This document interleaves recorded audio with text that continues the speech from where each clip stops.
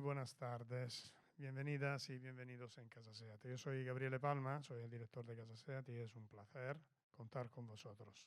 A partir de hoy tenemos reglas un poco más estrictas, creo que lo sepáis, por lo tanto, lamentablemente tendremos todo el encuentro también con mascarillas. Nuestros ponentes han aceptado mantener las mascarillas también durante la conversación, pero bueno. De todas formas, muchísimas gracias a vosotros por estar con nosotros. Sabéis que Casa SEAT ha nacido hace menos de un mes. Hemos empezado con algunas actividades en las dos líneas que más nos interesa. Por un lado, la movilidad. Queremos ser protagonistas del debate sobre la movilidad del futuro y por otro, la parte un poco más cultural y artística, y ya hemos lanzado algunos contenidos como algunos conciertos, algunos eventos también abiertos al público. Tenemos una página web, casa.seat, donde podéis encontrar noticias y apuntaros también para las próximas actividades. Hoy contamos con un contenido muy interesante de cara a la movilidad. Hablamos de turismo y de movilidad, de sostenibilidad, ¿no? Del impacto también que tuvo el turismo y la movilidad en estos últimos meses con el tema del coronavirus y un poco cuáles son las perspectivas, ¿no? Lo que está por venir. Y contamos con la presencia de Javier Gándara, que es el presidente de la Asociación de las Líneas Aéreas ALA y también el director general de EasyJet en España. Javier se conecta desde Madrid. Bienvenido, Javier. Muchísimas gracias por participar a este encuentro. ¿Qué tal en Madrid? ¿Todo bien? Hola, buenas tardes. Pues muy bien aquí. Muchas gracias por invitarme. Javier, tú tienes un privilegio. Al estar en tu casa no necesitas mascarilla, ¿vale? Entonces serás el único Soy privilegiado. reconocible. Muchísimas gracias y perdona que te doy las espaldas. No sé si ahora me ves, de hecho, de enfrente.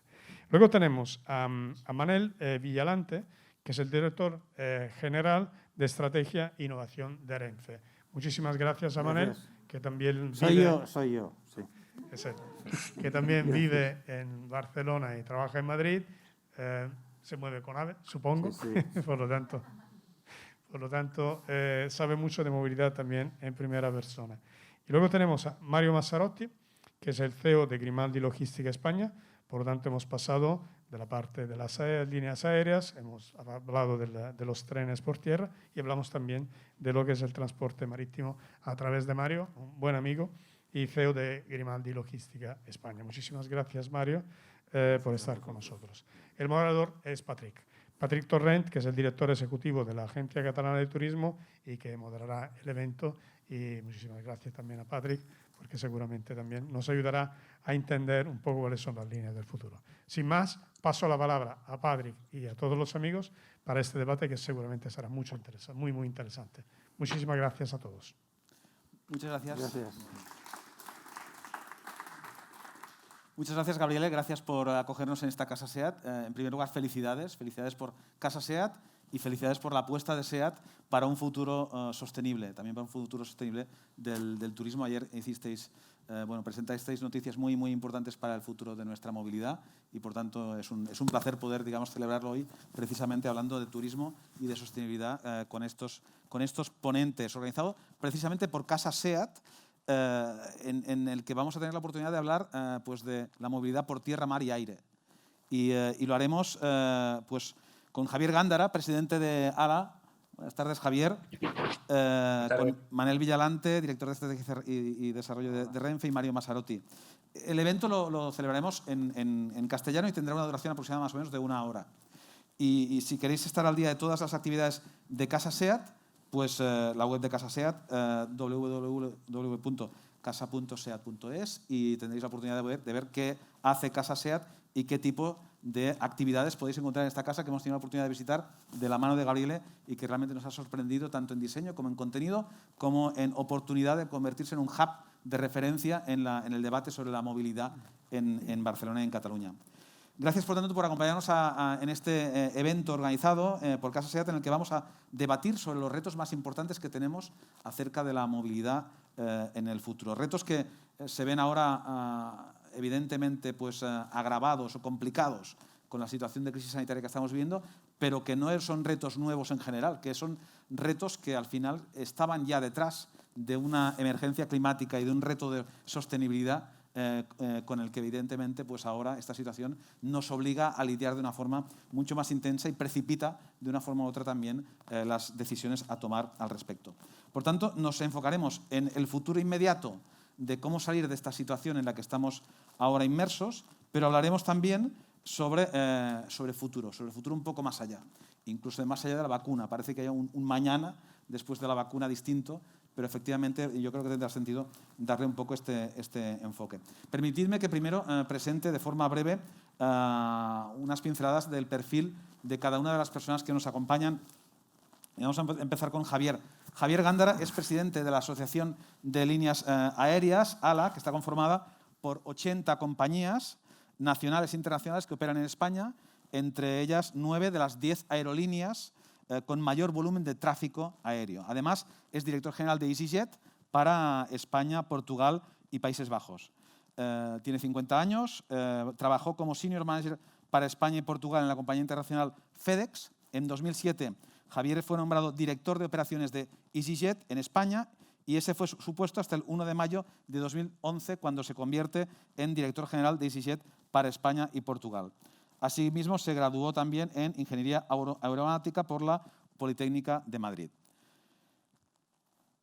Es también graduado en Administración y Dirección de Empresas por la UNED y cuenta con un Executive MBA por el IE Business School, además de un posgrado en Certificate in Air Transport Management por la City University de Londres.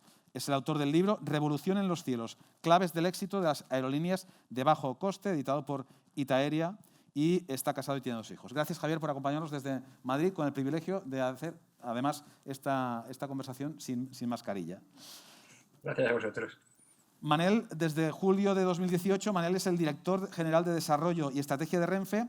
Además, desde enero de 2019 es presidente del Foro Global de Viajeros de la Unión Internacional de Ferrocarriles y del Foro de Alto Nivel de Viajeros de la Comunidad Europea de Empresas Ferroviarias y de Infraestructuras. Anteriormente fue director de Movilidad e Infraestructuras del Transporte en Barcelona Regional, Agencia de Desarrollo Urbano, de 2012 a 2018, director general de Transporte Terrestre del Ministerio de Fomento entre 2010 y 2012, director general de Transporte Terrestre de la Generalitat de Cataluña entre 2007 y 2010, director de Movilidad del Ayuntamiento de Barcelona entre el 91 y el 97 y ha ocupado diferentes cargos directivos en Ferrocarriles de la Generalitat de Cataluña entre 2004 y 2007 y en TMB, en Transports Metropolitanos de Barcelona, entre 2000 y 2004. Ha sido así mismo miembro de diferentes consejos de administración en compañías como Renfe Operadora, TMB, Ferrocarriles de la Generalitat o el consorcio Sagrera Alta Velocidad.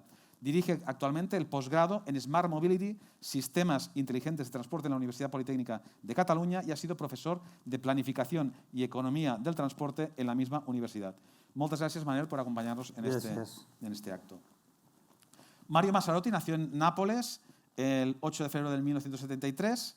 Se licenció cum laude en la Universidad Federico II de Nápoles en 1998 y ese mismo año ya entró a trabajar en Grupo Grimaldi, siendo el gerente ejecutivo en líneas Shortsea. Desde el 2000 al 2005 estuvo en Irlanda, siendo representante propietario del Grupo Grimaldi en Irlanda y siendo miembro de la Junta Directiva de Euromed Ireland Logistics. En 2007 le nombran CEO de Grimaldi Logística en Barcelona y hasta 2020 ha ido ocupando diversos cargos con máxima responsabilidad. Desde 2012, Mario es el CEO de Terminal Grimaldi Barcelona, que compagina con la vicepresidencia de la Cámara de Comercio Italiana en España. Gracias, Mario, por acompañarnos también esta tarde. Muy bien, pues si os parece, empezamos a hablar, a debatir, a reflexionar y vamos a hacer una reflexión primera acerca del momento actual y también del futuro más inmediato del sector del turismo y en particular de la movilidad en el ámbito del turismo. En estos últimos 4 meses, de hecho, el golpe que ha sufrido la movilidad y el turismo en general nos ha generado, digamos, posiciones de todo tipo. Hay quien dice que nada nunca más va a volver a ser igual. Hay quien dice que no, que esto es un paréntesis y que después ya no nos acordaremos ni de lo que ha pasado dentro de poco tiempo. Y hay quien dice que incluso que es una oportunidad y que a partir de aquí vamos a salir reforzados, más fuertes y sin duda con unas perspectivas de futuro mucho mejores. Empecemos, por tanto, con esta reflexión. ¿Cómo lo veis desde los diferentes puntos de vista, desde el ámbito de las líneas aéreas, desde el ámbito del transporte ferroviario y desde el ámbito del transporte marítimo. ¿Cómo está vuestro sector actualmente? ¿En cuál de las tres posiciones se sitúa? Javier, por favor. Muy bien, pues buenas tardes y nada, aunque digamos pues sea más cómodo estar así sin mascarilla, yo hubiese preferido haber estado ahí con vosotros. Siento no haberlo podido hacer, pero tenía una reunión presencial en Madrid y me fue imposible llegar allá a tiempo. Bueno, yo creo que la situación actual que estamos empezando la recuperación pues es complicada porque todavía hay muchas incertidumbres, ¿no? Durante el estado de alarma aproximadamente se operaron en España no más del 5% de los vuelos. Ya ahora que se ha acabado el estado de alarma, pues ya estamos hablando que la semana pasada, por ejemplo, pues se operaron aproximadamente el 15% de los vuelos, o sea, unos 2.000 vuelos al día, cuando lo normal hubiese sido en el mes de julio estar operando 6.000 vuelos al día, pero es que además una cosa son los vuelos y otra cosa es cómo de llenos van, ¿no? Que también, salvo algunos, pero la mayoría, pues no van, por supuesto, tan llenos como iban antes, con lo cual el impacto en la demanda probablemente va a ser mayor, ¿no? Para el mes de julio estamos esperando que aproximadamente pues, la capacidad pues, esté en el entorno del 40% de lo que hubiese sido normal, a lo mejor en agosto un poco más, el 50%, pero en cualquiera de los casos, pues aquí lo que estamos viendo, digamos, es que va a ser una recuperación pues muy lenta, ¿no? Porque hay dos cosas que frenan precisamente esa recuperación, ¿no? Una es la confianza, ¿no? Y la gente ya no es que no tenga confianza, digamos, de volar, en este caso, sino que es confianza de desplazarse, de viajar, y eso implica muchas veces volar, ¿no? Pero luego el segundo elemento también es que, sobre todo para lo que se refiere a los viajes de ocio, en este caso, y de turismo, al final el turismo y el ocio es un gasto discrecional, ¿no? Y la inmensa mayoría de la población pues está ahora mismo pues, o en procesos de ERTE o similares, viendo su renta disponible pues, muy afectada, y eso hace que al tener menos renta disponible, pues primero la tenga que dedicar a lo que son los gastos esenciales y luego a los gastos discrecionales, ¿no? Con lo cual, pues bueno, el panorama en el que ahora estamos es que al menos la buena noticia es que ha empezado esa recuperación. Otra buena noticia es que la gente tenía ganas de viajar antes, porque viajar es bueno, abre la mente, acerca a las personas, permite hacer muchas cosas y la gente va a seguir pues teniendo esas ganas de viajar. Lo que no sabemos, digamos, es cómo va a cambiar, digamos, todo el mundo al que nos enfrentamos. Entonces, un poco respondiendo a tu pregunta, yo pienso que hay determinadas medidas, ¿no? Y determinadas cosas que están aquí para quedarse. Hay otras que serán pues, más coyunturales y no seguirán siendo, pero lo que sí es cierto es que hay determinados hábitos de consumo en general que van a cambiar para siempre, ¿no? Y hablando un poco de los viajes, pues algunos viajes de negocios que se hacían hasta ahora, sobre todo para reuniones internas dentro de las compañías, es probable que muchos de ellos se sustituyan, ¿no? Y se hagan vía Zoom o vía otras herramientas telemáticas, ¿no? Y eso pues, puede hacer cambiar un poco, ¿no? Lo que es los distintos segmentos de mercado, pero lo que sí es cierto también es que el viaje presencial como tal, o sea, la persona que va a ver a sus familiares, sus amigos, la persona que va a visitar sitios, a conocer, digamos, otros lugares, a estudiar, bueno, todas esas cosas que permite el transporte, pues van a seguir estando allí. Entonces, la clave para nosotros es poder sobrevivir para precisamente estar en condiciones de poder seguir dando ese servicio a la sociedad. Y claro, ¿cuándo va a ser eso? Pues bueno, con muchísima incertidumbre, pero distintas estimaciones dicen que es probable que hasta el 2023 no se recuperen los niveles de tráfico aéreo que había antes de la pandemia. O sea que estamos hablando que va a ser una recuperación lenta. Habrá elementos, ¿no? Como por ejemplo cuando se descubra pues una vacuna o que se descubra un tratamiento para la enfermedad que hagan, digamos, que esa recuperación sea un poco menos lenta, pero en cualquier caso yo creo que esto no es un tema, digamos, de este verano nada más, desafortunadamente, sino que nos quedan pues unos cuantos años, ¿no? En estos niveles de demanda y acostumbrándonos a esa nueva normalidad. Y luego, por último, ya cierro y le paso pues la voz al resto de panelistas. Yo creo que, aunque ahora da la impresión como que ya se han abierto las fronteras, pero no nos olvidemos que de momento está abierto el tráfico doméstico, está abierto el tráfico intraeuropeo a toda la zona Schengen, pero entre esos 15 países que se han abierto las fronteras aéreas recientemente, no está prácticamente ninguno de los grandes países de Iberoamérica, con los cuales hay muchísimo tráfico y largo recorrido, no están tampoco los de Norteamérica, no está China, o sea que los tráficos de largo recorrido todavía van a tardar algo más en recuperarse y muchos tráficos domésticos, ¿no?, que hoy en día vía aérea se siguen haciendo fundamentalmente para alimentar ese largo recorrido, con lo cual eso no solamente afecta a la conectividad de largo radio, sino también a la conectividad de corto radio. Y cualquiera, digamos, que mire estos días, por ejemplo, las frecuencias que hay en el puente aéreo Madrid-Barcelona, por ejemplo, se dará cuenta que es muchísimas menos que las de antes, no tanto porque haya menos gente que vuela entre Madrid y Barcelona y viceversa, que también, sino porque al no haber vuelos de largo recorrido ni desde Madrid ni desde Barcelona, pues muchos de esos pasajeros que antes utilizaban el avión para ese trayecto no lo están haciendo. Entonces, bueno, en definitiva, ahora mismo todavía las compañías aéreas estamos en modo supervivencia, hemos empezado ya la fase de reanudación de la actividad y veremos cómo es esa recuperación. Gracias, Javier. Está claro que todo está interrelacionado y que efectivamente abrir fronteras no es suficiente. Se requieren una serie de factores más que pueden ser resueltos. Desde el ámbito de las líneas, bueno, de las compañías ferroviarias, Manel, ¿cómo lo veis? ¿Cuál de las tres posturas? Bueno, a ver, yo es que creo que valen las tres. A ver, yo soy de naturaleza optimista y delante de cualquier situación catastrófica, de cambio brusco y de parar el país, parar el mundo bruscamente, eso es una oportunidad, seguro. Otra cosa es que es una oportunidad no buscada. Pero bueno, dicho lo más, digamos, filosófico, que es pensar que de las grandes, entre comillas, desgracias, nacen oportunidades y hay transformaciones, por descontado. La realidad es que hubo un parón brusco, que no estábamos ni programados para esto, ni que sucediera, no solo por la vía de pandemia, sino por cualquier otra vía, parar bruscamente la economía. Nosotros, y eso cuesta recuperarlo.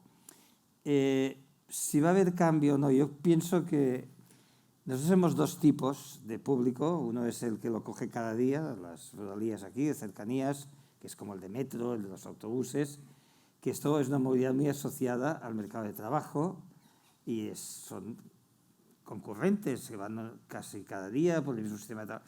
Esto, por razones, es un servicio público, además, en nuestro caso está subvencionado por la Administración, por el Estado.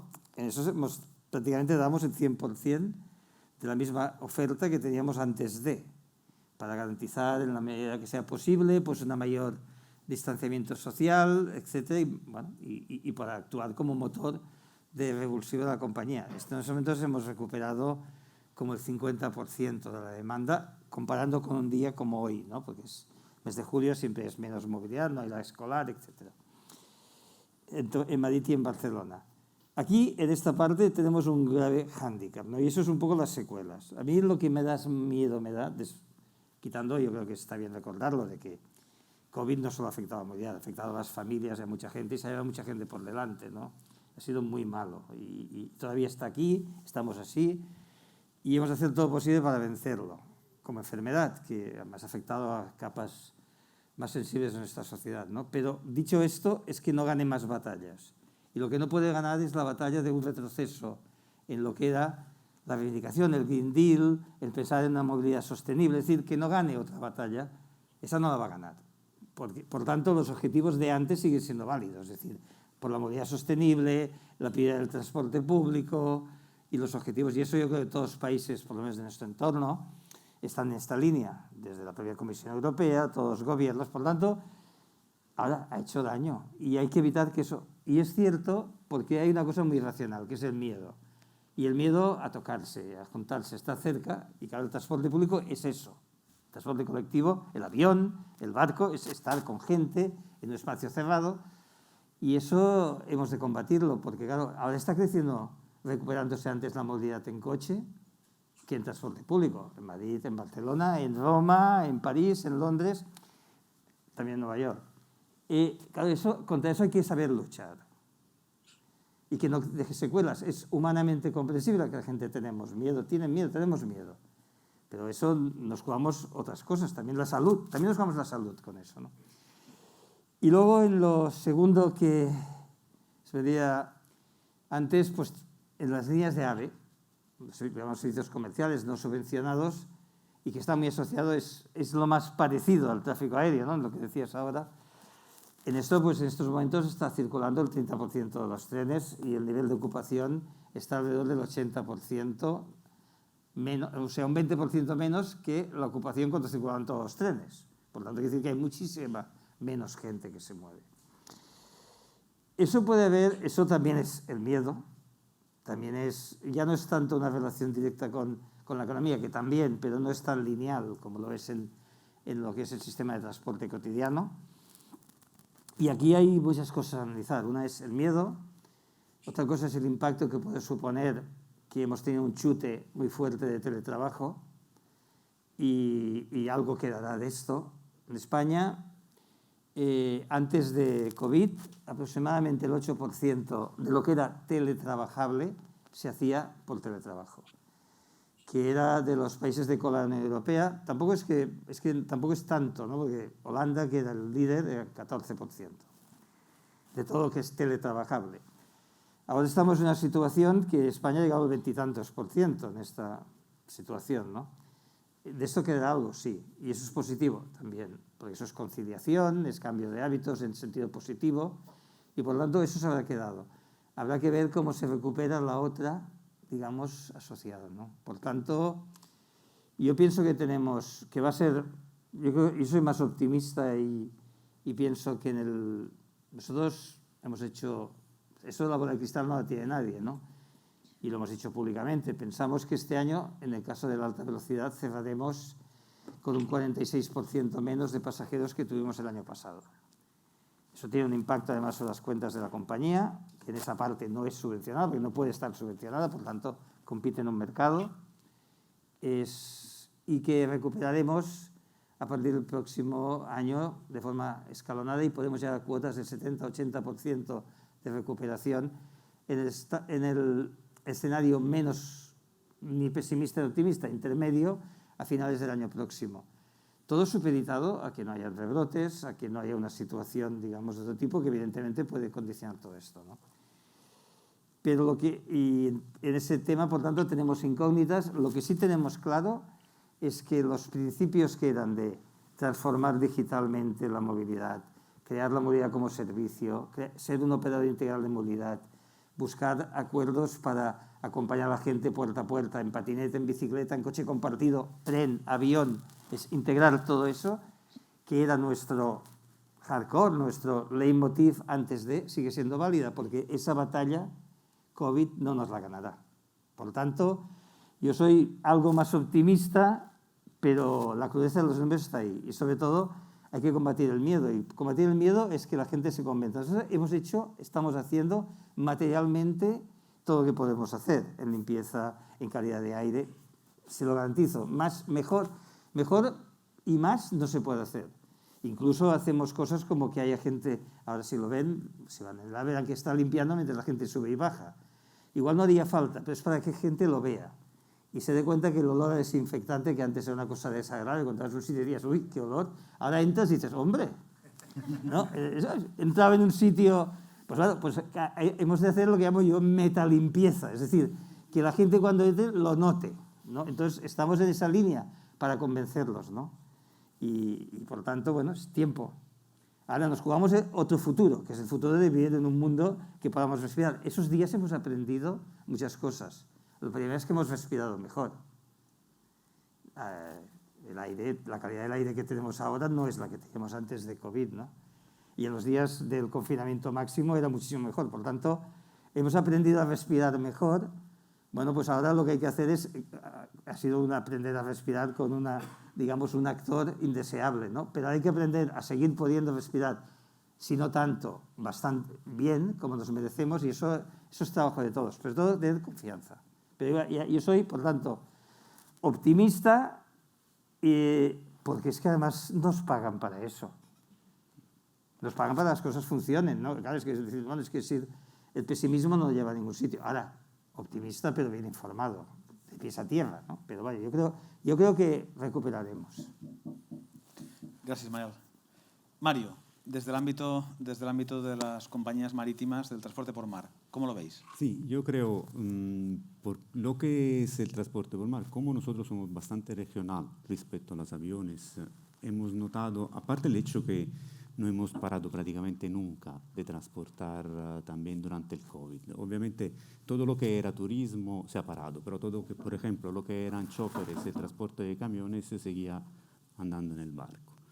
Y también nosotros, si vamos a ver el momento en el cual estamos, yo creo que la palabra correcta es la incertidumbre, o sea, no sabemos lo que pasa de aquí a un mes, ahora se rebrote y estas cosas, con lo cual tenemos que decir dónde estamos, la incertidumbre y el miedo es la situación. Con lo cual, este año va a ser, entre comillas, desde el punto de vista del turismo vero y propio, para nosotros casi un año perdido, en el sentido que en las líneas internacionales iremos más o menos a un 20% respecto al año anterior. En las líneas nacionales va un poco mejor, en el sentido que estamos andando a un 40% en las líneas nacionales del transporte de pasajeros y de turistas.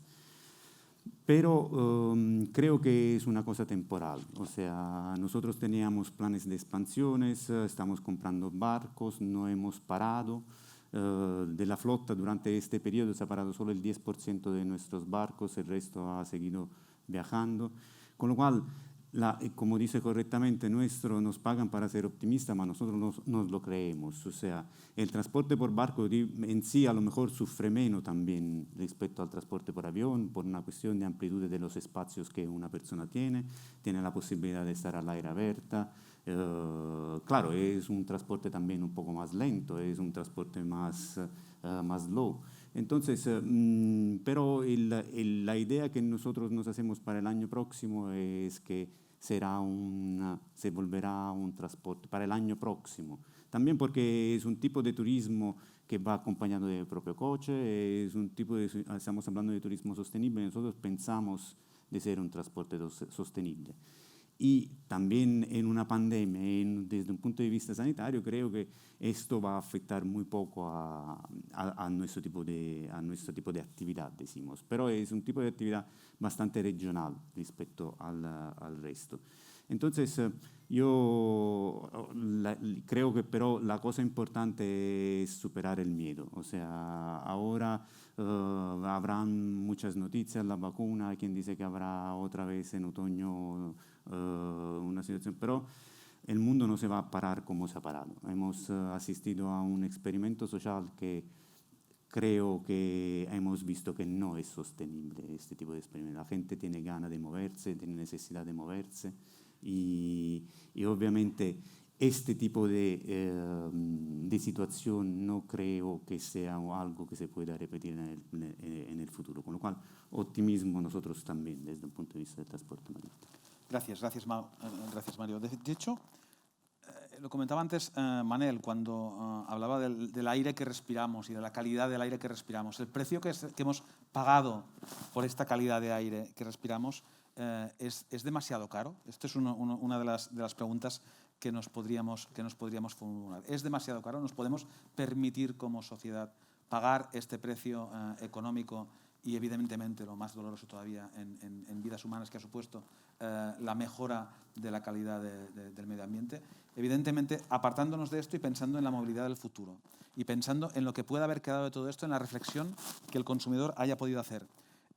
¿Vosotros prevéis desde cada uno de los ámbitos que esto haya acentuado el miedo a volar o el fake scam? Y ahora esto es una pregunta quizás más para Javier en primera instancia, que después de esta pandemia, de esta situación, os encontréis desde las compañías aéreas en que el usuario, el consumidor, pues ha acentuado esta prevención a volar, esta digamos, conciencia medioambiental que le impida o que le cambie sus hábitos de movilidad?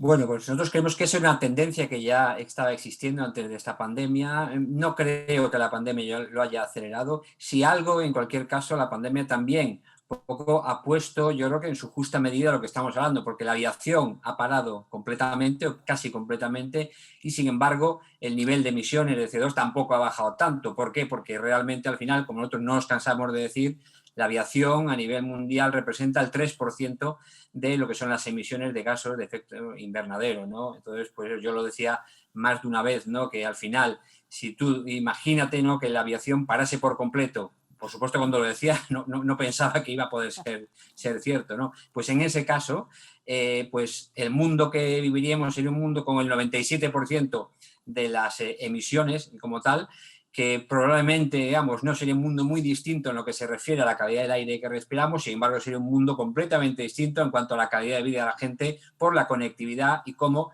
el transporte aéreo acerca a las personas entre sí, ¿no? Entonces, bueno, nosotros lo que pensamos es que realmente lo que hay que es que esto no tiene que hacernos olvidar con esa tendencia que estaba ahí, y es que se supone que la elección, en nuestra opinión, no debe ser entre si volar o no volar. Por supuesto que cada uno a nivel individual puede tomar la decisión que quiera. Hasta cierto punto, las compañías aéreas y todos los que dedicamos a esto hemos permitido eso, porque hace no demasiado tiempo, yo he vivido ese tiempo, volar era un lujo al alcance de una minoría de privilegiados. Hoy está accesible para la inmensa mayoría de consumidores, hasta el punto que incluso quien así lo desee individualmente, pues puede decidir no volar, y es perfectamente lícito que cada uno a título individual tome la decisión que sea. Otra cosa es, a título colectivo, querer imponer un determinado, digamos, estilo de vida, y eso es lo que pensamos nosotros que no debería de ser así. Entonces, para nosotros la alternativa no debe ser entre volar o no volar, sino el hacer que el transporte aéreo sea cada vez más sostenible, ¿no? Y por eso, y un poco también en línea de lo que decía Manel, yo creo que es que hay que mirar precisamente el transporte en su conjunto, ¿no? Y la movilidad como un conjunto, no como una serie de modos de transporte independientes, ¿no? Y una estadística que utilizaba mucho, ¿no?, cuando la gente pues simplificaba, ¿no? Porque el problema de la sostenibilidad y del cambio climático es un problema global y es un problema complejo, ¿no? Y como tal, entonces, los problemas complejos no suelen tener soluciones sencillas, ¿no? Entonces, cuando la gente dice, no, es que la solución es un cambio de modo de transporte y reemplazar el avión por el tren de alta velocidad, por ejemplo, pues bueno, yo me iba a los datos, ¿no? Si se coge en todo el mundo todas las rutas aéreas de 500 kilómetros o menos de 500 kilómetros, todas ellas representan solamente el 5% de las emisiones de gases de efecto invernadero del total de la aviación. O sea que, aunque fuese posible, que es imposible, pero aunque fuese posible todas esas rutas reemplazarlas, seguiríamos teniendo un 95%, ¿no?, de emisiones a resolver. Entonces, por eso lo que yo creo que hay que hacer es tener una mirada bastante más amplia, ¿no?, y ver entonces cómo podemos colaborar entre modos de transporte, como decía Manuel, y hacer que al final entonces se minimice la huella, ¿no? Antes hablábamos del puente aéreo, ¿no?, entre Madrid y Barcelona. Pues claro, desde que empezaron, ¿no?, pues las distintas líneas de alta velocidad en España, ese trasvase, ¿no?, ya se ha ido dando de forma natural. O sea, en el 2007, aproximadamente en las rutas que hoy en día hay un tren de alta velocidad, pues la penetración del avión era cerca del 65%, ahora estamos alrededor del 20%, nada más. O sea, la gente ya lo está haciendo de forma natural, ese trasvase. Entonces, claro, ese 20% de gente que sigue volando rutas como, por ejemplo, Valencia-Madrid, Málaga-Madrid, ¿por qué lo hace? Pues una inmensa mayoría porque son tráficos que precisamente no van de Valencia a Madrid o de Málaga a Madrid, sino que van de Valencia a Nueva York vía Madrid. Y por eso yo creo que esto también lo que debería darnos es ya de una vez ese empuje para la intermodalidad de verdad, de forma que sí que se pudiesen quitar pues muchas de esas rutas cortas, no, pero claro, el pasajero lo que tendría que tener es el mismo servicio que el que tiene hoy en día, que es que llega al aeropuerto de Valencia, deja su maleta y esa maleta le aparece en el aeropuerto de Nueva York, ¿no? Entonces eso no es solamente que llegue la alta velocidad a los terminales de Madrid o de Barcelona, sino también los procesos operativos que den un servicio comparable. Porque si no, si directamente se prohibiese, por ejemplo, pues volar, pues ese pasajero probablemente lo que no iba a hacer es cogerse un AVE de Valencia a Madrid, llegar a Atocha, luego irse entonces hasta la T4, facturar, hacer cola, etcétera, sino se cogería otro avión, pero en este caso sería un avión que sería de Valencia a Frankfurt o de Valencia a París, de Valencia a Ámsterdam, para ir a Nueva York, ¿no? Entonces, por eso yo creo que esto lo que sí que tendría que hacernos pensar es que, por supuesto, que esa tendencia estaba ya ahí y era para quedarse, y entre todos tenemos que ver cómo conseguimos que la gente siga disfrutando, ¿no?, de las cosas que le ofrece el viajar y el turismo, pero cada vez con un impacto menor en el medio ambiente. Sí, gracias, Javier. De hecho, se tiene información razonablemente fiable que nos dice que el 22% de las emisiones de la movilidad las provoca el turismo, de las emisiones de CO2 de la movilidad las provoca el flujo turístico, con lo cual el turismo tiene un reto en el tema de la movilidad sostenible y evidentemente no habrá turismo sostenible sin movilidad sostenible. Y para esta movilidad sostenible, el tren, como mínimo, nosotros desde la Agencia Catalana de Turismo, cuando identificamos los cambios que está habiendo en los países nórdicos acerca de trasvase de público del ámbito del transporte aéreo al ámbito del transporte ferroviario, allí se está realmente produciendo un trasvase real, efectivo. Y eso está perjudicando destinos más lejanos, como puede ser Cataluña, por ejemplo, de cara al mercado, en este caso, escandinavo. ¿Está habiendo Renfe oportunidades o está, digamos, desarrollando estrategias específicas para poder captar este público más sensible y más, digamos, consciente de la emergencia climática y de las necesidades de un transporte más sostenible?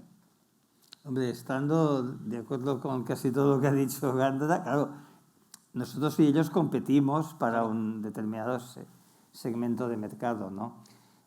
No voy a hacer aquí digamos, la cuña publicitaria, decir que nosotros no contaminamos, que es un transporte electrificado, etcétera, pero eso ya lo sabe todo el mundo. Pero sí es cierto que, claro, competimos, ¿no? Pero yo creo que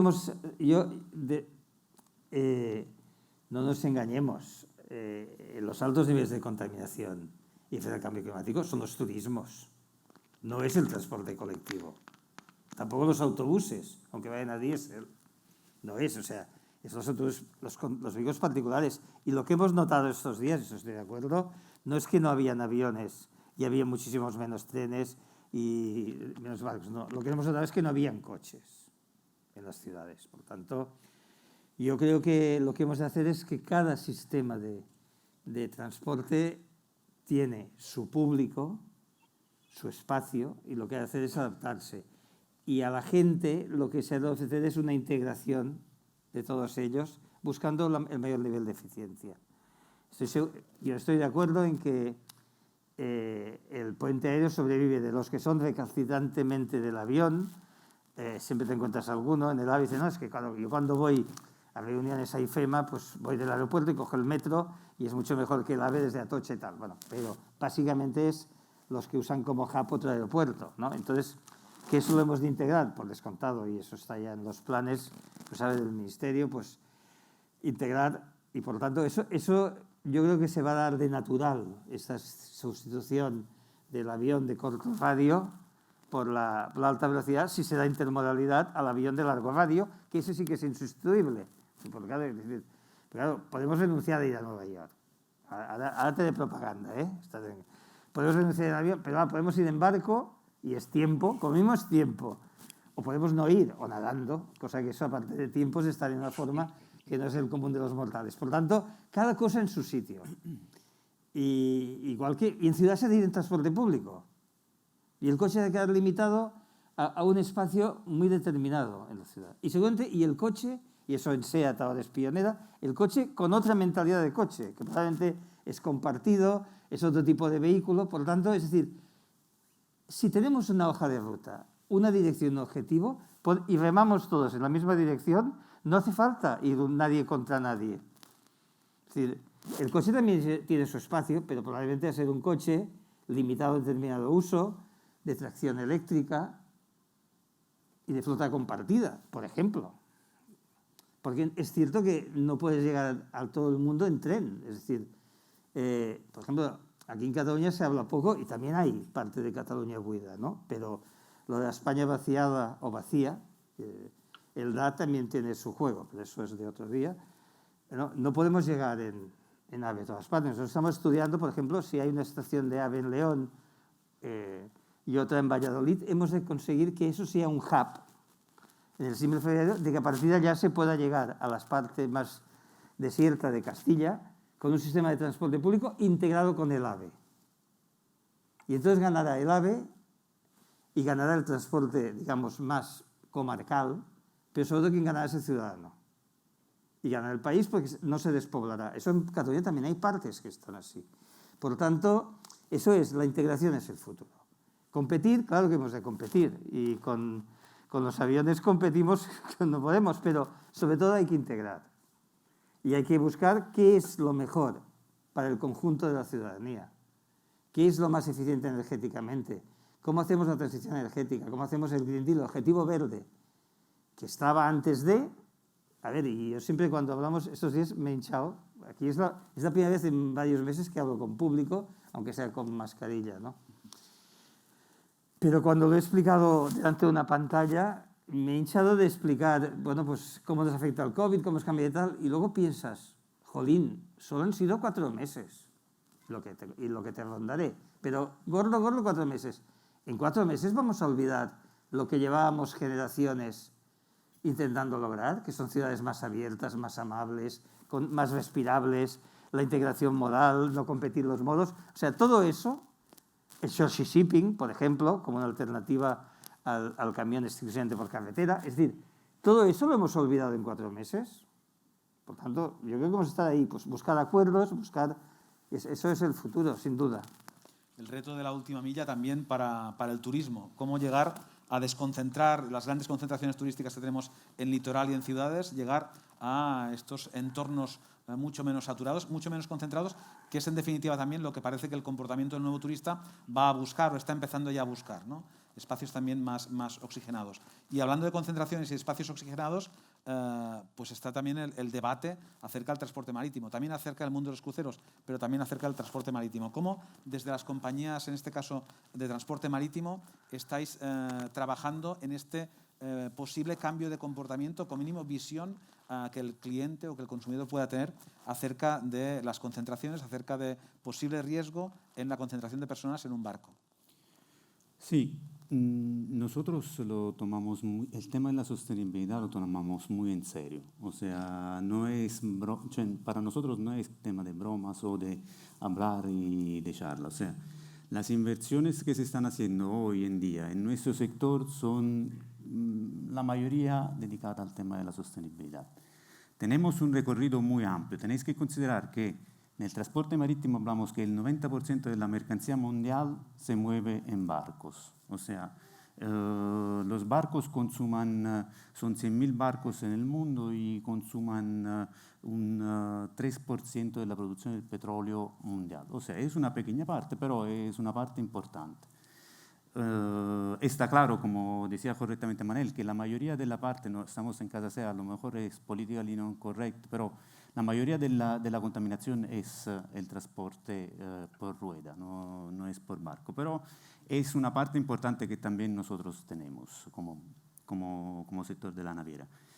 Para nosotros hemos sido regulados muy bien, o sea, los barcos por sus características son modelo de transporte bastante antiguo, con lo cual el motor es bastante antiguo, el barco no quema gasolina refinada, sino que quema un tipo de gasolina muy poco refinada que emitía mucho. Y entonces hay un proceso de mejoras que es muy importante. Esto ya se ha notado, por ejemplo, en enero del 2020 ha entrado una regulamentación mundial por el cual todos los barcos que antes emitían azufre, que es lo que crea luego el efecto invernadero, todas estas emisiones tenían que pasar de un límite del 3,5 del nivel de emisiones a los 0,5. Esto se obtiene de dos formas. O montas un filtro grande en el barco, con lo cual este filtro coge todo ese azufre y lo tira, o lo tiras en tierra o lo tiras en el mar, que no hace ningún tipo de contaminación. O si no, tienes que utilizar un modelo de petróleo particularmente refinado. Entonces, nuestra dirección ha sido esta de montar estos filtros que reducen las emisiones de azúcar del 3,5 a los 0,1, con lo cual esto es ya operativo desde enero del 2020, con lo cual ya es un paso adelante que es impresionante. Luego, el sector de la naviera tiene otro tema, claramente, que es el tema de la contaminación que hacen las grandes ciudades. O sea, cuando llega un barco es una pequeña ciudad. Tenemos barcos de crucero que son de 6.000, son un pequeño pueblo. Entonces, para animar todos estos barcos se necesita de generadores, se necesita claramente de tener vivo esto. Y se genera una contaminación puntual dentro de una ciudad. Para este tipo de contaminación, antes se ha hablado del gas, entonces de utilizar el gas, pero se ha visto que también el gas es un tipo de energía que de toda forma contamina. Entonces hay la electrificación de los muelles. El puerto de Barcelona tiene un proyecto enorme de abastecimiento de energía para los barcos. O sea, llega el barco, se enchufas y claramente le das la energía. Allí claramente tiene que tener una potencia brutal para dar energía a todos estos barcos y actualmente no existe. Probablemente de aquí a 5 años existirá este tipo de cosas. Con lo cual, nosotros como compañía lo que hemos pensado es de dotar los barcos de baterías, con lo cual cuando llegan en el puerto, un poco como los coches eléctricos, en lugar de tener los generadores, entonces para la contaminación puntual de las ciudades, en lugar de estar contaminando, entonces tener un generador que genera emisiones, de enchufar esas baterías que se recargan durante la navegación con los picos de energía, con lo cual prácticamente decimos que es prácticamente completamente verde. Esto es un primer paso. Obviamente eso se puede hacer con un barco como el nuestro. Probablemente uno de crucero no necesitaría de demasiada energía para hacer toda esta cosa. Pero es un proceso que el sector de la naviera lo tiene muy bien claro. Tanto es vero que tiene un objetivo que es el 2050, que será seguramente pero adelantado porque se va a llegar, en el cual sustancialmente nosotros tenemos por ley, o se hace o se hace, entonces no es una cuestión. Porque tenéis que considerar que pasar de uno al otro, un filtro, de lo que yo llamo filtro, puede valer 3, 5 millones para un barco. O sea, no es un filtro cualquiera. Así como pasar de un tipo de petróleo no refinado a un tipo de petróleo refinado puede, ahora menos porque el petróleo está más bajo, pero podría valer también $200 por toneladas. Y un barco puede quemar también 100 toneladas en una travesía. Con lo cual es mucho dinero que se está invirtiendo en este tema de la sostenibilidad. Y el objetivo, decía, del 2050 es de tener un nivel de emisiones de CO2 que es equivalente al 50% de las emisiones que teníamos en el 2008. Entonces, con una demanda de transporte creciente, de tener la mitad del nivel de emisiones. Pero estamos convencidos, uno, que se va a llegar antes del 2050 porque se está invirtiendo muchísimo en ese sector. Y dos, que hay también una forma de ser todavía menos contaminante del 50%, porque hay efectivamente hoy en día un tal interés en ese sector, porque de hecho la sostenibilidad para nosotros es creación de valor. O sea, hoy en día, antes la sostenibilidad era, o sea, yo tengo que ser sostenible porque si no, no. Hoy en día miramos que la sostenibilidad es valor, y lo miramos, por ejemplo, también en las casas automovilísticas. Tenemos Volkswagen que produce 10 millones de vehículos y vale 100, y tenemos Tesla que ne produce 500.000 y ne vale 250.000. Entonces, vale 2 veces y medio lo que produce Volkswagen. ¿Esto qué significa? Significa que probablemente es una tendencia que también genera riqueza. Obviamente, luego hay discursos más amplios, o sea, allí puede ser una bola también especulativa y hay discursos más amplios al respecto. Pero estamos convencidos que eso de la sostenibilidad es el tema central en el cual tenemos que enfocar y en el cual las inversiones de nuestras compañías y de las compañías que creemos que tienen un futuro, porque correctamente podemos hacer un recorrido mucho más amplio, tendrán el futuro para el tema del transporte marítimo, lo cual vamos allí muy convencidos. Muchas gracias, Mario. Hemos hablado de la situación inmediata, hemos hablado también un poco del medio plazo y los cambios de hábito. Pensemos ahora más allá, pensemos en los retos. Hablábamos ahora del Green Deal y de este reto también, cero emisiones de carbono en 2050. Pensemos ahora y hablemos de los ODS, de los Objetivos de Desarrollo Sostenible de Naciones Unidas de la Agenda 2030. ¿Cómo los planteáis, cómo los enfocáis, cuáles son los retos fundamentales para cada uno de vuestros sectores? En este caso, Javier, los ODS para el sector de las líneas aéreas. Desde las líneas aéreas, ¿cómo los enfocáis? ¿Qué tipo de digamos, dinámicas están desarrollando de forma más activa para adaptarse a estos Objetivos de Desarrollo Sostenible de Naciones Unidas?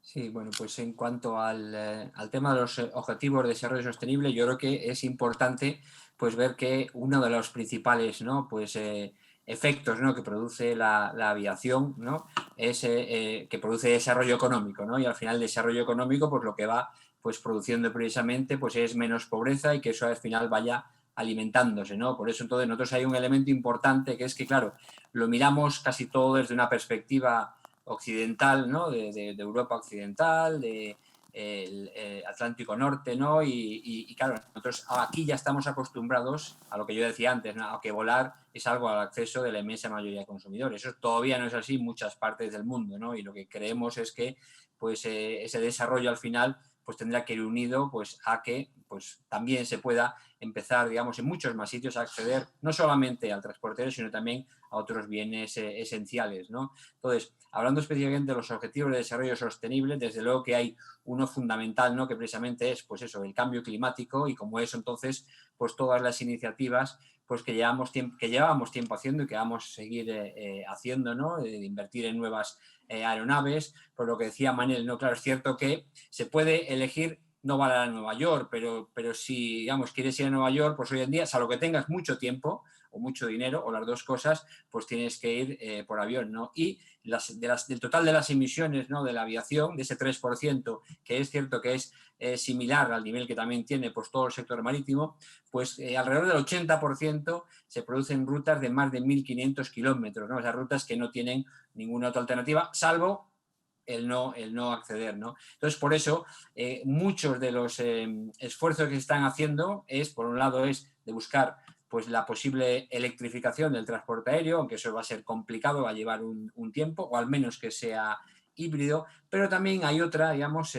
parte que es todo lo que se refiere a la compensación de la huella de carbono, ¿no? Y entonces distintas compañías aéreas, o bien voluntariamente, o incluso algunas, ¿no? Pues lo están haciendo para el 100% de sus pasajeros, como es el caso de EasyJet, lo que están ofreciendo es la posibilidad de hacer pues, proyectos de compensación de huella de carbono que no solamente tienen ese efecto, ¿no? De hacer que sea neto, ¿no? Y por cada tonelada de CO2 que emite, al final consigue reducir en otra parte del mundo 1 tonelada también, eso lo tienes, pero es que la mayor parte de esos proyectos de compensación de huella de carbono están en países en desarrollo, ¿no? Y muchos de ellos, como es la creación de estufas ecológicas, o la creación de potabilizadores de agua y muchas otras, no solamente tienen el efecto directo, ¿no? De compensar las emisiones como tal y de tener un efecto neto en la huella de carbono, sino que además la inmensa mayoría de las veces lo que hacen es evitar a las partes más débiles, ¿no? De esas sociedades, que normalmente son las mujeres y los niños, el que tengan que estar haciendo muchas cosas, como es yendo al bosque continuamente a coger leña para volver a traerla aquí,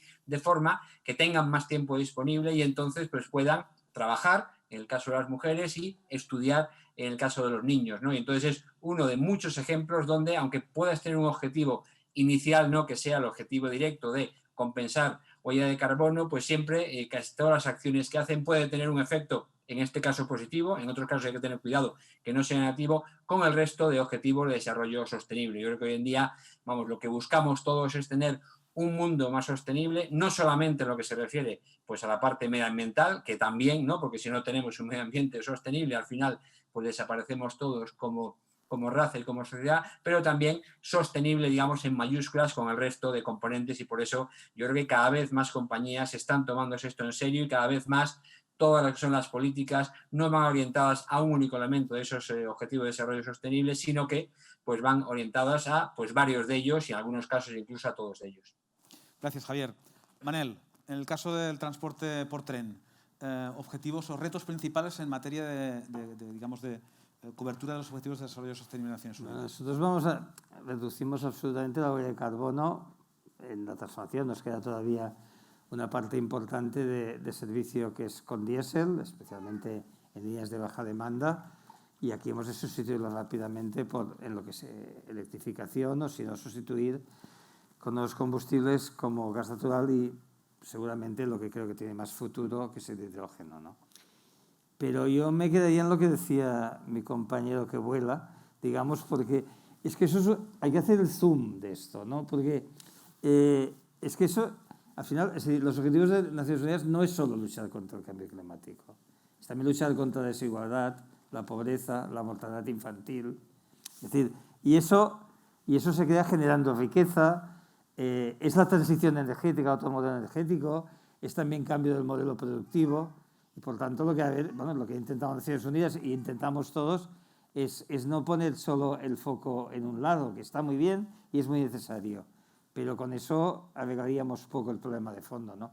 Por tanto, yo creo que con ese scope mucho más amplio es el que vamos a afrontar, pero vaya, sin duda yo creo que además incluso yo pienso que el objetivo de 2050 se acortará.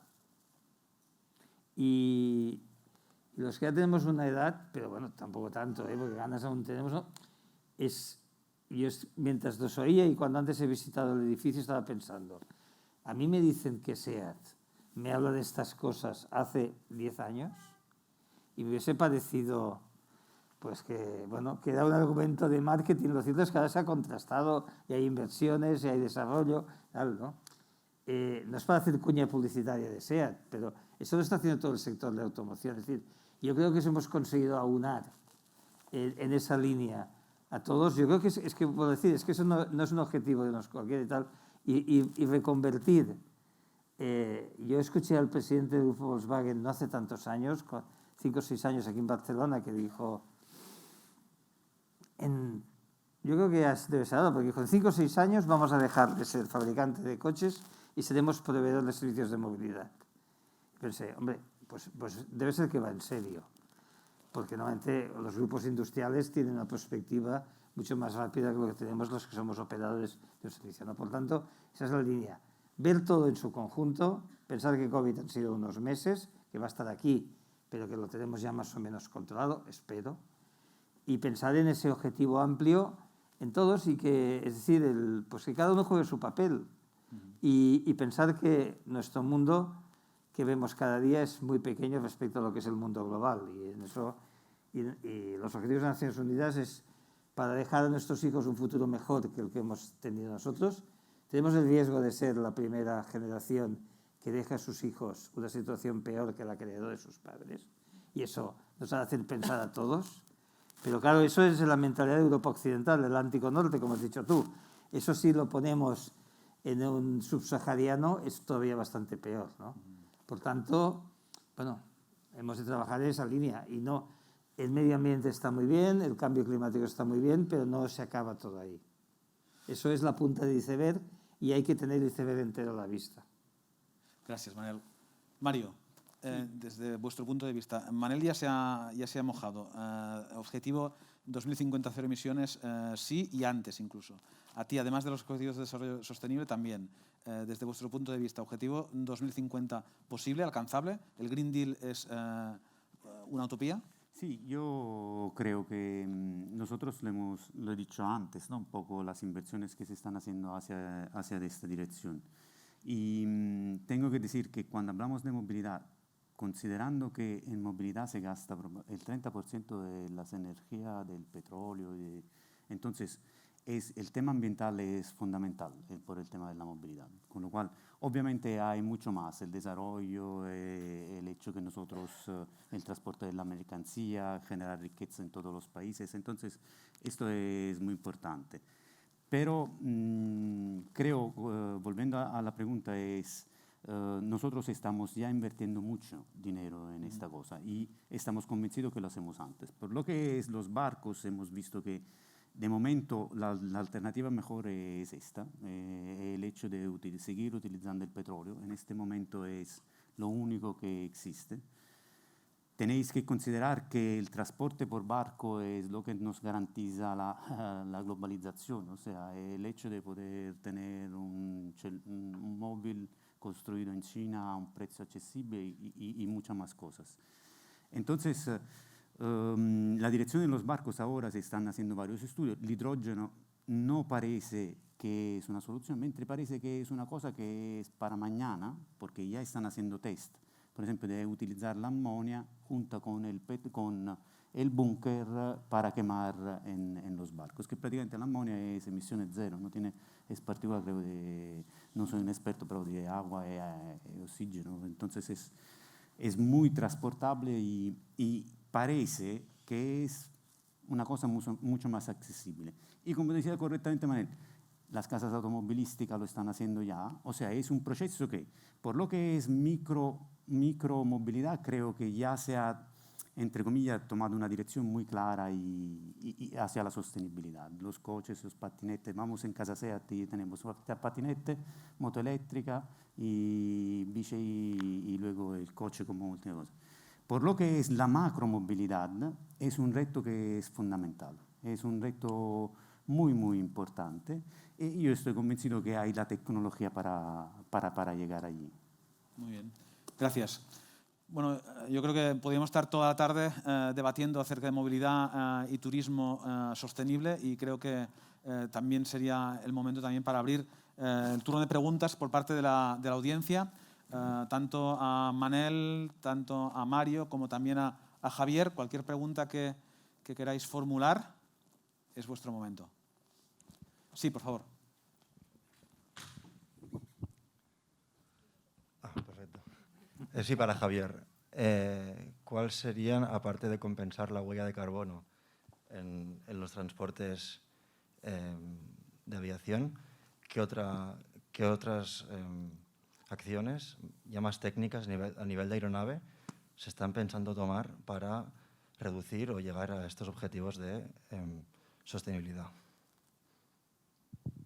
Bien, pues gracias, muy buena pregunta, porque obviamente el tema de la compensación de la huella de carbono es algo que se está haciendo a corto plazo, precisamente para dar tiempo a la tecnología, distintas tecnologías que se están investigando, porque el objetivo final no es, digamos, pues tener una huella de carbono neta cero, que sería yo pues contamino eso y compenso con eso. Eso es precisamente para darnos el puente, ¿no?, para poder desarrollar esas tecnologías. Y luego las tecnologías que están desarrollando son varias, ¿no? Y también depende de, para las rutas de corto y medio radio con las rutas de largo recorrido, ¿no? Entonces, por ejemplo, para el corto y medio radio, lo que se está investigando ya de distintos prototipos de avión eléctrico, ¿no? Es cierto que en el caso de EasyJet, por ejemplo, hicimos un joint venture, ¿no?, con una compañía americana que está desarrollando uno. De momento estamos hablando de un prototipo con 9 asientos nada más, o sea que todavía queda mucho camino por recorrer, pero la ambición como tal sería, pues para el 2030,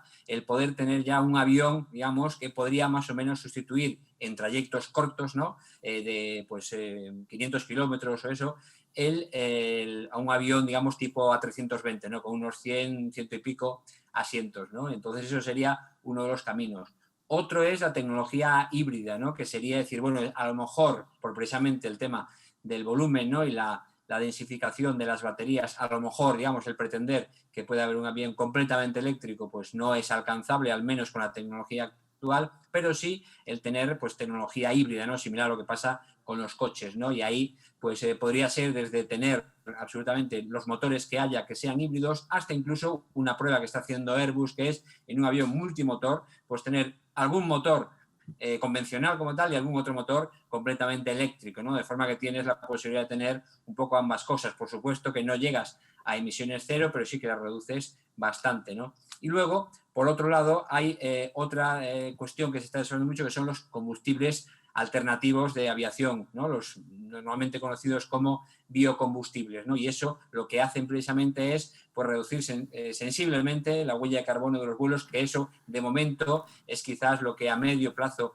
pues, es más alcanzable para el caso de los vuelos largos, ¿no?, que ahí la aviación eléctrica es bastante difícil. Luego hay otra, escuela que está estudiando la posibilidad de utilizar el hidrógeno como propulsor, y al final, bueno, hay muchísimas distintos tipos de caminos, ¿no?, de investigación, pero lo que todos un poco están buscando es precisamente eso, es o cómo bien hacerlo a cero o cómo reducir sensiblemente la huella de carbono de la aviación. Gracias, Javier.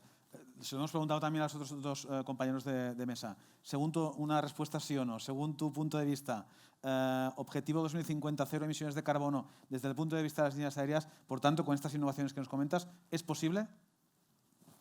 Yo creo que emisiones netas de carbono cero, por supuesto que es posible. Cero emisiones va a depender mucho del desarrollo de la tecnología, ¿no? Y eso, en el caso de los vuelos de largo recorrido, yo creo que va a tardar en poder precisamente haber una alternativa, digamos, fiable de lo que es los motores convencionales, ¿no? Pero en cualquier caso, si no es de esa forma, sí que con compensación de huella de carbono, el tener, huella neto cero, desde luego que es así. Pero bueno, si algo tiene la tecnología precisamente es la capacidad de sorprendernos, ¿no? Y entonces yo confío pues, que de aquí al 2050 sí que se encuentren, ¿no?, esos métodos de propulsión alternativos que hoy en día a lo mejor ni siquiera podemos pensar y a lo mejor no es ninguno de estos caminos que yo he dicho, que permitan entonces pues, llegar a ese objetivo que todos deseamos, que sería emisiones cero. Gracias, Javier. ¿Más preguntas desde el auditorio? Sí, Ignasi. Muchas gracias. Yo pienso que si estamos hablando de turismo y sostenibilidad, no podemos hablar solo de tecnologías, de nuevos combustibles, etcétera, sino hemos de pensar también en las pautas del consumidor, es decir, el turista. El paradigma que se iba acelerando últimamente era más viajes y más cortos, y esto tiene un impacto ambiental evidente. Todo esto pues, alimentado por tarifas muy baratas, etcétera, etcétera. Mi pregunta a los panelistas es, ¿ustedes creen que podemos encontrarnos en un escenario en el cual no solo, digamos, haya más complejidad o molestias o hassle, ¿no?, como le llaman los anglosajones, para viajar en avión, en tren, etcétera, tarifas más altas, posiblemente menos competencia en el sector aéreo, etcétera, ¿no?, y que por lo tanto estemos yendo hacia un paradigma de menos viajes, pero, o sea, menos frecuencia en los viajes, pero con estancias algo más prolongadas? Insisto, es que además este tema tiene derivadas interesantes, porque, por ejemplo, estancias cortas, viajes frecuentes y estancias cortas, esto favorece mucho al turismo urbano, pero estancias más largas no necesariamente favorece el turismo urbano, al menos en no todas las ciudades. ¿Qué opinan los panelistas ante esto? Yo te puedo responder desde el punto de vista de la gestión de destino turístico. Nuestro objetivo en todos los destinos turísticos es alargar las estancias, y eso es contra natura. De hecho, va en contra del comportamiento del consumidor, de la tendencia de comportamiento del consumidor en los últimos años, que tendía precisamente a cortar estancias y en cambio a atomizar, digamos, las vacaciones en diferentes periodos del año. Pero por un concepto de sostenibilidad, para modelos de turismo más sostenibles y más competitivos, entendemos que la estancia larga, pues evidentemente, pues tiene un impacto en el territorio muy superior, nos permite la desconcentración, nos permite trabajar también en desestacionalización, nos permite trabajar también en diversificación y, por tanto, nos permite también incrementar gasto. Las 4 Ds que llamamos desde la Agencia Catalana de Turismo, siendo la cuarta la D de despesa. Otra cosa es la visión que desde el ámbito de la movilidad puedan tener. Nosotros, evidentemente, seguimos impulsando este tipo de políticas, pero evidentemente los agentes dedicados a la movilidad tienen también su voz en este ámbito. Yo estoy de acuerdo con lo que ha dicho Patrick. Es decir, yo creo que una cosa es lo que sería deseable, que es que evidentemente las estancias fueran largas porque evita los desplazamientos de corto radio. Otra cosa es cuál es el hábito de consumo que ha tendido a eso, y evidentemente pues los que venden los servicios, especialmente los aéreos, venden lo que la gente compra. No sé si eso es regulable. Y estoy de acuerdo con lo que ha dicho Patrick. O sea, una cosa es lo deseable y que se puede incentivar, y otra cosa es lo que es real, lo que es la demanda, las pautas de comportamiento. Yo, si me permitís un poco, por ahí, totalmente de acuerdo un poco lo que habéis dicho, ¿no? Al final el consumidor pues elige, ¿no? Y lo bueno precisamente, ¿no?, es que hoy en día pues puede cada vez elegir entre más cosas, pero en una cuestión en cuanto a los precios de los billetes, ¿no?, pues que lo ha mencionado pues en la pregunta, y yo creo que hay gente que dice que claro, que ya se van a acabar los vuelos baratos, al punto de decir que es el fin del low cost, ¿no? Yo antes, como lo has mencionado en la presentación, lo voy a decir. Yo he escrito un libro, ¿no?, que va sobre el modelo low cost, precisamente explicando en qué se basa, y todo esto me ha pillado traduciéndolo al inglés, y le estaba a punto de acabar de traducirlo para sacarlo en inglés ya, y sale esto. Entonces yo dije, claro, yo no puedo ahora sacar esto y no hablar del COVID, ¿no? Con lo cual ahora mismo estoy escribiendo un último capítulo del libro que se llama Aviación y COVID-19, el final del modelo low cost, porque a lo mejor, claro, el resto del libro no vale para nada si luego con lo que ha pasado. Y bueno, sin adelantar cuál es el resultado, yo pienso que no va a ser como tal ni el final del modelo low cost ni el final de las tarifas baratas. Yo creo que hemos pasado por crisis también muy grandes, por ejemplo, el 11S, ¿no?, donde, pues sí, todo el mundo decía que la aviación no iba a ser nunca igual, todas las medidas adicionales iban a hacer que al volar fuese pues muy incómodo y mucho más caro. Y bueno, no solamente no ha sido así, sino que realmente cada vez, pues bueno, nos hemos incorporado, no todos, una serie de protocolos que ya nos parecen normales, con los líquidos, con la seguridad y eso, y la gente pues sigue igualando, y sobre todo, lo más importante, los precios han seguido bajando, porque la gente al final quiere seguir viajando, que es lo que le permite volar. Al final nosotros a los que nos dedicamos es a facilitar a la gente a hacer otras cosas que quieren hacer. La gente no nos paga por meterse 2 horas en un tubo de aluminio presurizado, que es lo que viene a ser un avión, sino que nos paga para que le felicitemos irse de vacaciones, estar cerca de sus familiares, hacer negocios, etcétera, etcétera. Entonces, yo creo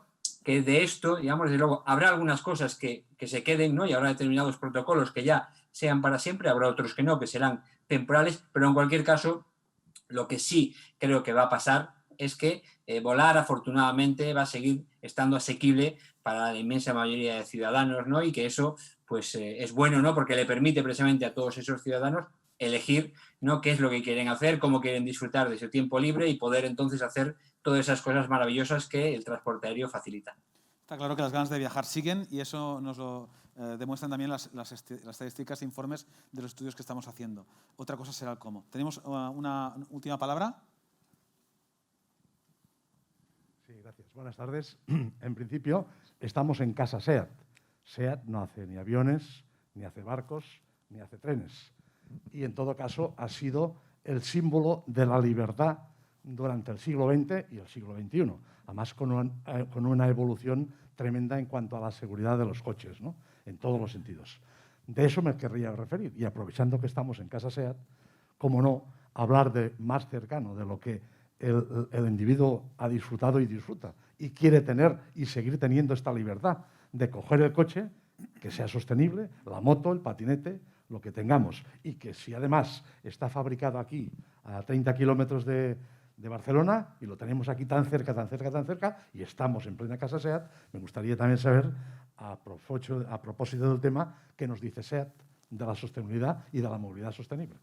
Pues gracias y así aprovecho para darle a Gabriele la palabra para que nos acompañe en el cierre del acto. Gracias. Bueno, muchísimas gracias. Yo aprovecho para contestar y además cerrar y agradecer, ¿no?, a Patrick, a Mario, a Manel y a Javier para la excelente contribución que han dado a esta noche. Muchísimas gracias y os ruego un aplauso también para todos porque de verdad, ya solo por el hecho de hablar con mascarilla, que no es fácil, ¿no? En público con mascarilla creo que es la primera vez que os ha pasado, por lo menos también a mí es la primera vez, sin podérmela quitar ni por un segundo. Muchísimas gracias por la pregunta. Yo creo que sí, yo creo que el tema es pensar, ya lo hemos comentado antes, ¿no?, el punto de vista del usuario, punto de vista del cliente. Ahora estamos en un momento de crisis, evidentemente todas las crisis dejan una huella importante después, pero luego se vuelve gradualmente, ¿no?, paulatinamente a un concepto de normalidad que ya veremos en qué consiste. Pero sí, la idea es que también por nuestra parte, obviamente los objetivos de sostenibilidad son primarios, tienen un papel primario. Ayer la empresa ha anunciado inversiones muy potentes en cuanto a la electrificación, ¿no? Entonces vamos hacia una movilidad sostenible y SEAT sigue siendo una empresa que quiere permanecer también en España de forma importante y jugar un papel. Y por eso estamos aquí, para fomentar un poco el debate sobre lo que será el futuro de la movilidad, donde queremos seguir siendo protagonistas y ofrecer a los clientes un concepto de movilidad que tenga sentido. Yo me quedo con un comentario tras escuchar a mis amigos y compañeros de otras áreas, y es que seguramente yo creo que encuentros como esto sean interesantes porque por lo menos empezamos a escuchar puntos de vista diferentes de operadores importantes de movilidad. Seguramente hay mucho que aprender. He escuchado muchas palabras interesantes de cara a una invitación a cooperar, ¿no?, a ver las cosas, no tanto en decir, no, pero yo soy culpable, pero hasta un cierto punto, porque son los demás, ¿no? Es que un 3%, 5, 10 o lo que sea. No, es que el problema es de todos. Por lo tanto, empezamos con esto, empezamos a ver cómo gestionamos las informaciones, los datos y cuáles son los proyectos que podamos poner en común para que efectivamente podamos dar un avance importante en lo que es un concepto de movilidad futura y sostenible. Y con estas palabras yo quiero otra vez agradecer ¿no? A Javier, a Patrick, a Mario y a Manel, y a vosotros por la gran contribución y la presencia en esta noche con Casa SEAT. Muchísimas gracias a todos. Hasta luego.